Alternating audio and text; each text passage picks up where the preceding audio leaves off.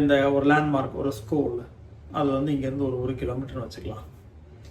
அந்த ஸ்கூல்லேருந்து திரும்பி வர்றதுக்கு திரும்ப ஒரு 1 கிலோமீட்டர், 2 கிலோமீட்டர் வச்சுட்டோம்னா இதை அவங்க வந்து ஒரு அரை மணி நேரத்தில் முடிக்கிறாங்க அப்படின்னு கணக்கு வச்சுக்கலாம்.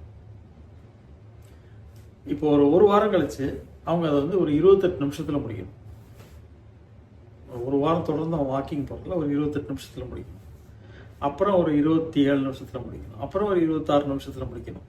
இது வந்து என்ன காட்டுது அப்படின்னா, அவங்க ஒர்க் அவுட்டோட இன்டென்சிட்டி, அந்த வாக்கிங்கோட இன்டென்சிட்டியை அவங்க கூட்டுறாங்க அப்படிங்கிறத காமிக்குது.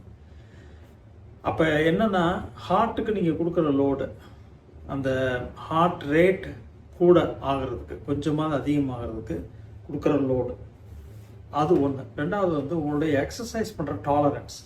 எக்ஸசைஸ் டாலரன்ஸ் அப்படிங்கிறது வந்து உங்கள் ஹார்ட்டு நீங்கள் அதுக்கு கொடுக்குற லோடை எந்த அளவுக்கு தாங்க முடியுது, அதோடைய கெப்பாசிட்டி.